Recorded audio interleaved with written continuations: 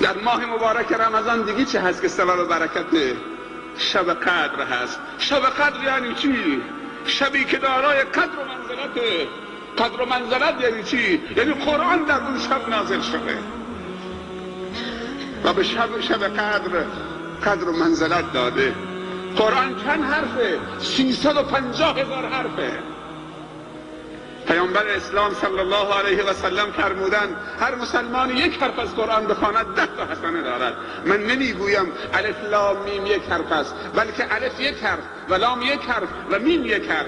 هر کسی 3 حرف بخواند 30 حسنه. 350,000 حرف. یک ختم قرآن می شود 3,500,000 حسنه.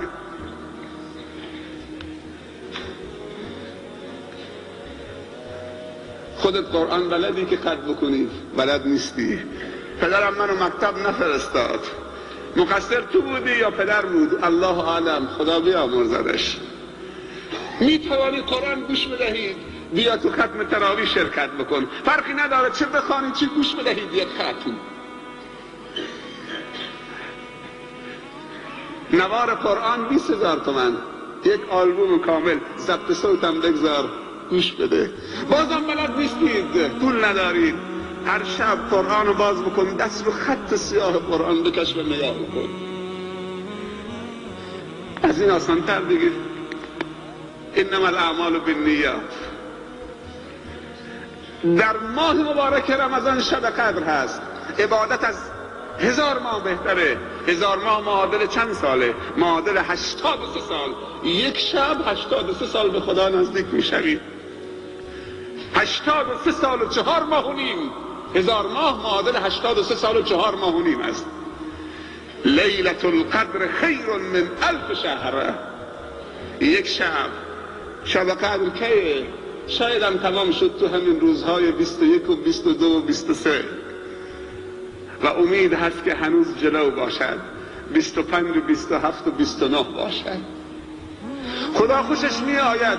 خدا یک شب فرستاده که در اون شب 83 سال و 4 ماه و نیم مسافت طی بکنید به خدا نزدیک بشوید. اون شب از دست بدید.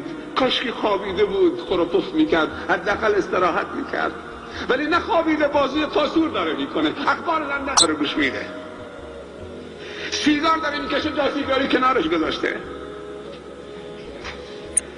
اگر خوابیده بود اشکال نداشت. اگر کسی 5 تا شب قدر در 5 رمضان نصیبش بشود، 5 8 تا 40 تا 415 سال این عمر. بعد میگیم عمر ما کوتاه است. عمر ما کوتاه نیست، برکت از عمر ما رفته. اگر عمر با برکت باشه از یک سجده میلیون ها بهشت رسول میشود.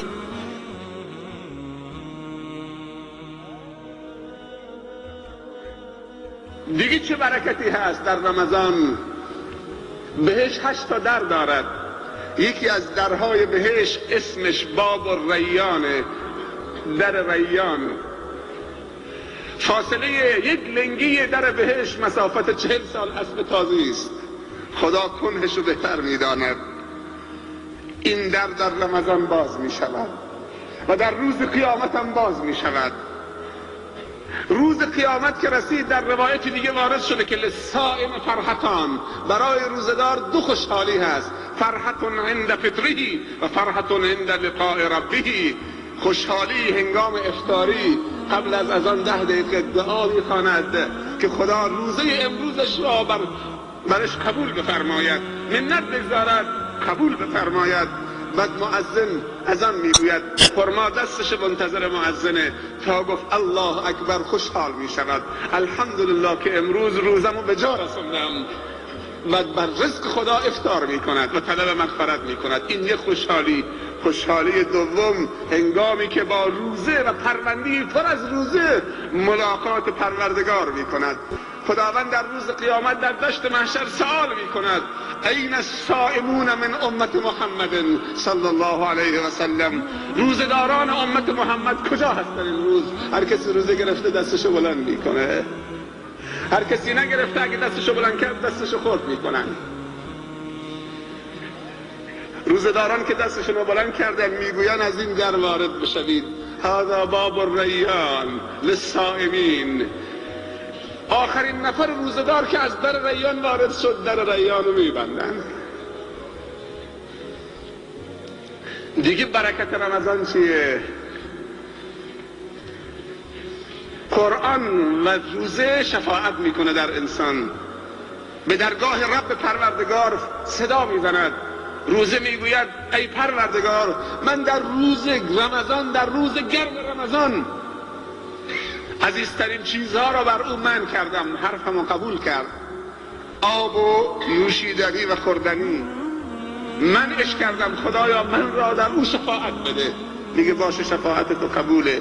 قرآن از اون طرف می آید میگه خدایا همینطوری که روزه رو در اون شفاعت دادی، منم شب خواب از چشمش گرفتم، منم اجازه بده در این روزدار و کسی که شب با قرآن بیداری میکشید در شفاعت بکنم. میگه تو هم اجازه دارید که در این شخص روزدار و در این شخص مؤمنی که شبها با قرآن می ایستاد شفاعت بکنید. آیا شفاعت رمضان و قرآن نمیخواهیم؟ در خاتمه صحبت هم فقط به یک مسئله اشاره می کنم، گرچه مطالب هست ولی وقتم ما را تأخیر می کند. بارزترین ویژگی ماه مبارک رمضان توبه است. این ماه رمضان برای توبه کردن هست و بهترین دعایی که در شبهای قدر انسان از خدا می طلبد این دعاست. ام المؤمنین عایشه رضی الله عنهما سوال فرمودن ای رسول خدا صلی الله علیه و سلم، اگه شب قدر رو ملاقات کردم چه دعایی بطلبم؟ راهنمایی بفرما.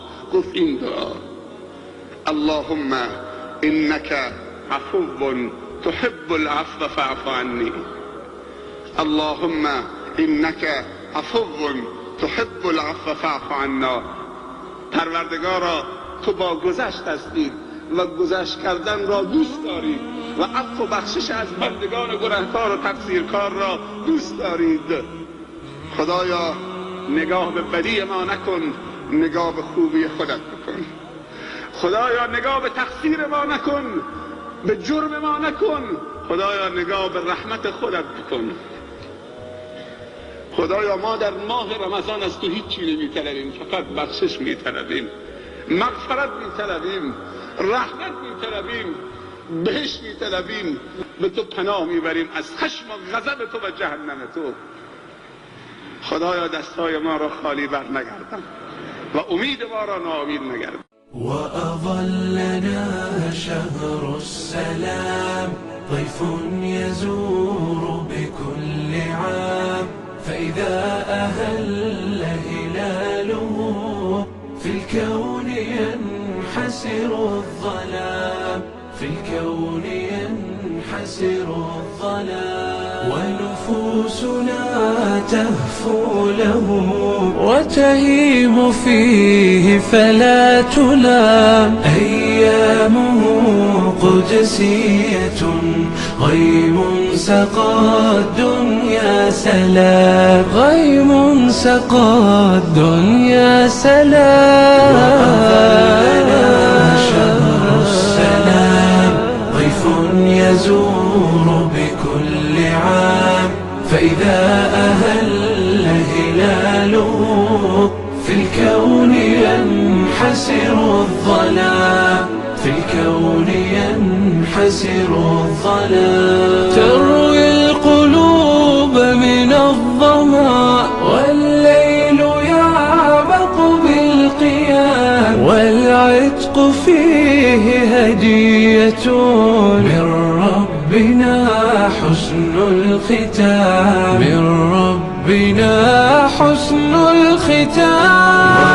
وأظلنا شهر السلام ضيف يزور بكل عام، فإذا أهل هلاله في الكون ينحسر الظلام، في الكون ينحسر الظلام. يا رب فاقبل صومنا وأعده عاما بعد عام. يا رب صل على الذي فاقت محامده الأنام، فاقت محامده الأنام.